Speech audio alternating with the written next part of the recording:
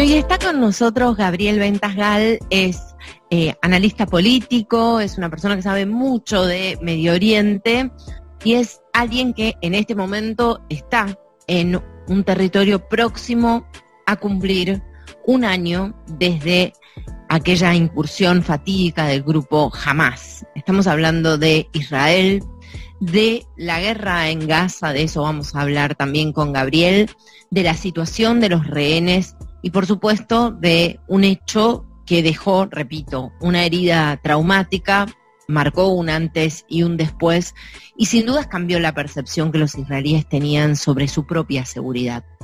Gabriel, muchísimas gracias por estar con nosotros. Buenas tardes para vos. Un gusto. Muchas gracias. Gabriel, lo primero que quiero preguntarte es ¿qué te pasa a vos en esta antesala del primer aniversario de aquel 7 de octubre? Mira, como me formé en temas relacionados con el Islam y como escucho habitualmente lo que dicen los portavoces del Hamás, y entiendo también que cuando un radical islámico y en el Medio Oriente alguien te dice en público algo, tenés que creerle. En la cultura occidental lo que nosotros decimos en privado es lo que vale. En el Medio Oriente lo que tú declaras, y si declaras que quieres destruir Israel, lo que debes es creerle. Entonces, como me especializo en esos temas, no me extrañó tanto el 7 de octubre. Lo que pasa es que, como ciudadano de este país, tengo la obligación de enviar a mis hijos al ejército. Entonces, tengo una hija en el ejército y tengo otro hijo que, al igual que muchos jóvenes, se enrola ahora en el ejército y quieren ser combatientes para proteger a los demás. Entonces, de un hijo que se iba a enrolar al ejército, quizás para hacer otra tarea que no sea un enfrentamiento físico-militar arriesgándose su vida, ahora tengo a un futuro combatiente, por lo tanto no voy a poder dormir durante los próximos 3 años. O sea, eso provocó el 7 de octubre para mí. Es muy fuerte lo que contás.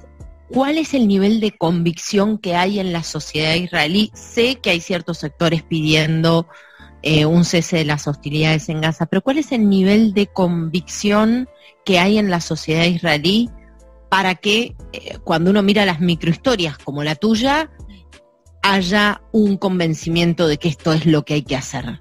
Mira, hay un encuestador que tiene, la verdad, una fiabilidad sensacional y hizo una encuesta hace pocos días que dice que el 60% de los israelíes no estaba de acuerdo con ceder a las condiciones que imponía Hamás en el tema de los secuestrados y que ellos querían seguir combatiendo hacia adelante, 60%. Mientras que el 20 y tantos sí estaba de acuerdo con ceder ante el Hamás y el resto no se decidía.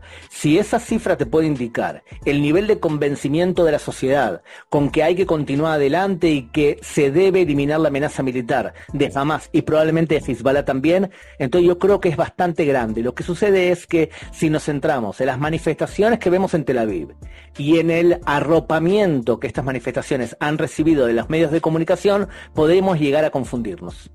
Es importante esto porque también, y me encuentro con muchas personas que, como vos, hablan de quizás la sobrerepresentación de algunas voces y la subrepresentación de otras voces a la hora de hablar de este conflicto. ¿Sentís que el mundo muy rápidamente le dio la espalda a los israelíes que habían sido víctimas del 7 de octubre? Sabes que estuve en un medio de comunicación en Argentina, a los 2 días del atentado, le dije a una periodista muy reconocida, le dije, no te confundas, la solidaridad de Israel va a durar todo el tiempo que Israel no responda. Cuando Israel responda, inmediatamente van a acusarla de uso desproporcionado de la fuerza. Y después van a seguir diciendo de que no tiene derecho a existir a Israel y un montón de voces que después vimos. Yo te digo nuevamente, como partía de un punto de vista de cierta desconfianza hacia ciertos patrones de conducta, no me extrañó tanto.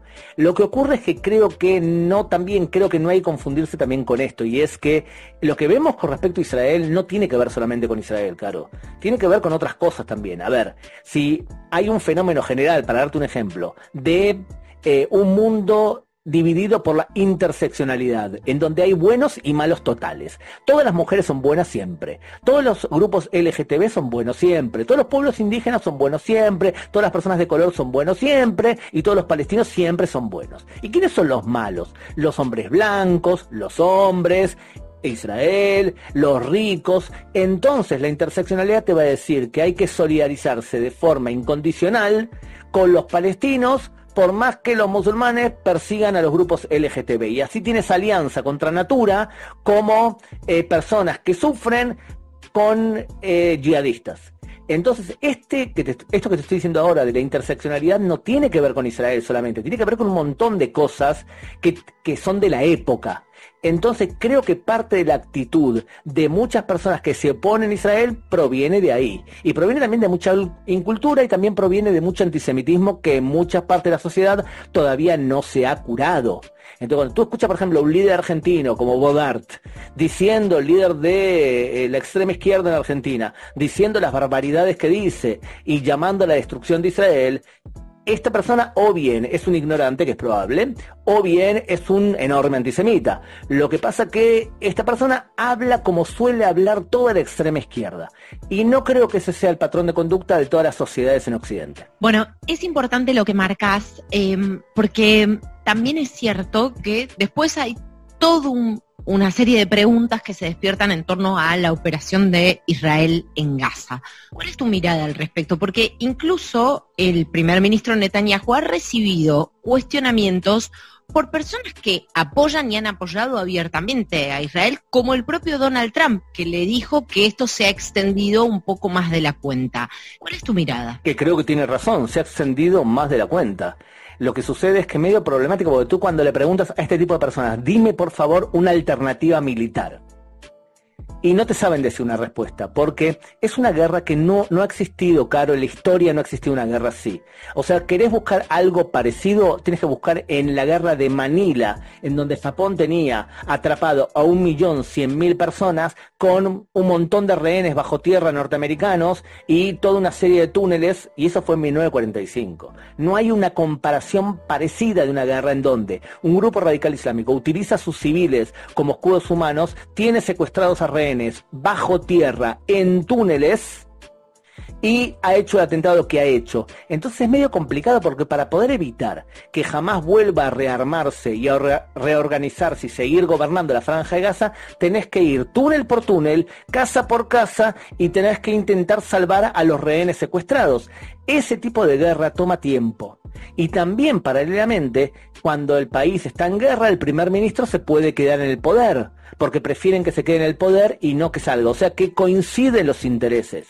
A Netanyahu le conviene una guerra larga, pero desde el punto de vista bélico no queda alternativa que una guerra larga. Bueno, ¿hay algún tipo de relevamiento en este contexto, Gabriel, de cuántas son las muertes? Ha habido mucha discusión al respecto, porque por un lado hay una cifra que otorga la autoridad en Gaza, que es Hamás, digamos, para decirlo en términos claros, pero por otro lado no hay una cifra o un relevamiento de cantidad de muertes, cantidad de víctimas fatales para contrastar con esa cifra. ¿Hay alguna cifra extraoficial que se conozca en Israel? Mira, yo te digo lo que analizo y estudio desde hace tiempo. Todas las guerras que ha tenido Israel con Hamás ha tenido un ratio de 2.1, o sea, 1 por 1. Significa, cuando vos medís eventos de este estilo, tenés que medir cuántos muertos civiles han perdido la vida por cada militar. La cifra a nivel mundial es 9-1, 9 civiles muertos por cada militar. Entonces, cuando te digo que el ratio de las guerras de Israel con la Franja de Gaza es 1-1, significa que ha muerto un civil por cada militar.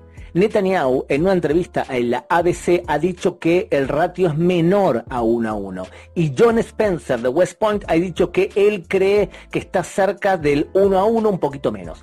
¿Por qué es importante el 1-1? Porque si el ejército de Israel dice que hasta ahora ha abatido a 18.000, a 17.000 soldados de Hamás, significa que en este momento han muerto el doble de personas en un ratio de 1-1.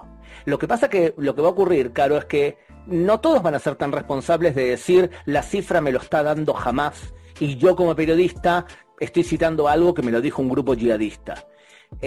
No vas a ver periodistas cuando termine la guerra decir nosotros periodistas nos comimos la manzana que nos dio Hamás y actuamos de forma irresponsable citando cifras que no deberían ser.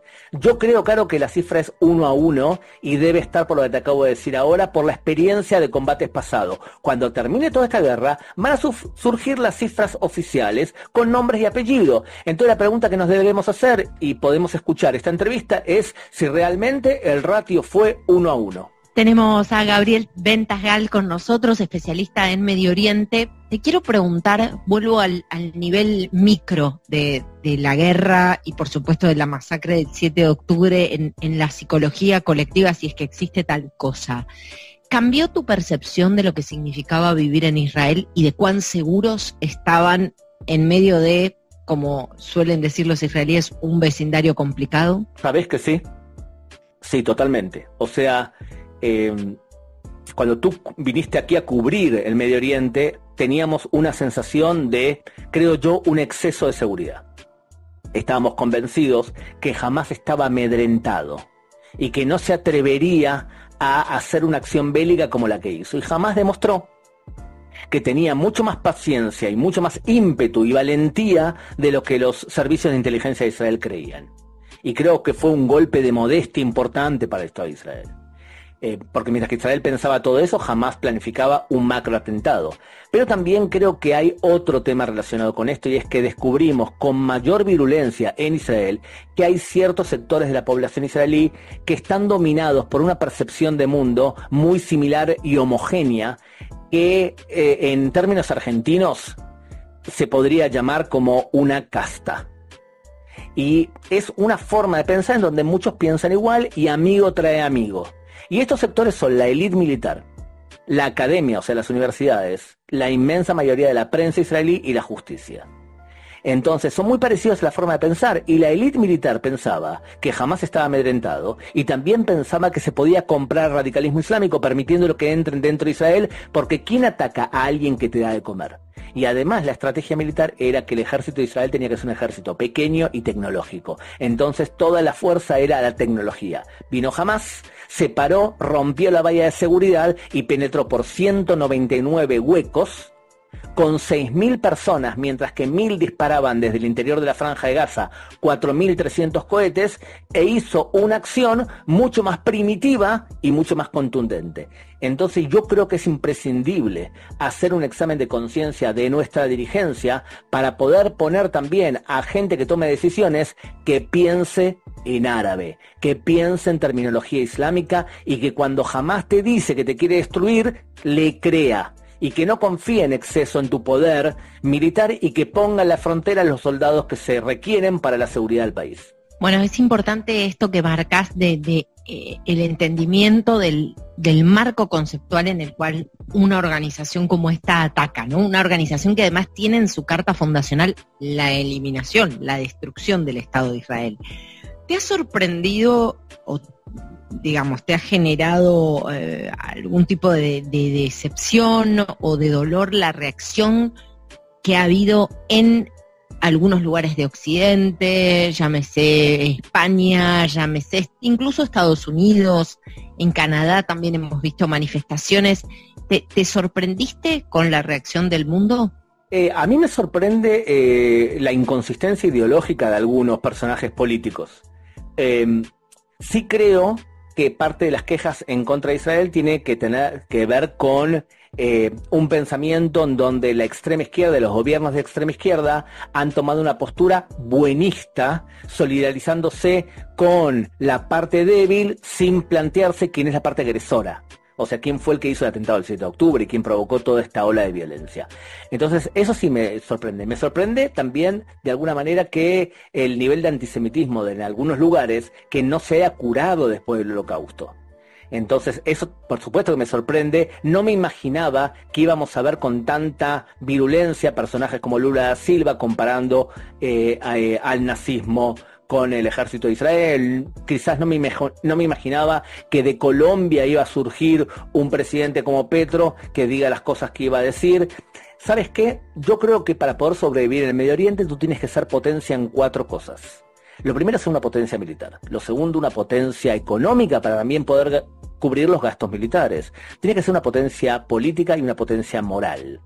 Creo que lo que ha ocurrido ahora nos demuestra que Israel se confiaba que era potencia en estas 4 cosas y no era potencia tan fuerte, porque si sería una potencia tan fuerte, España no haría lo que hizo, Colombia no haría lo que hizo, de atreverse a simplemente insultar a las víctimas que fueron asesinadas, tomando medidas como por ejemplo la española, que inmediatamente después de eso le echó la culpa a Israel y reconoció al Estado de Palestina.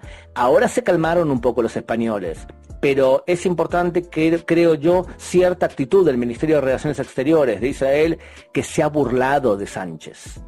O sea, el ministro de Exteriores le ha puesto en un posteo en Twitter donde ponía a españoles bailando y diciendo: esto es lo único que han aportado al mundo los españoles.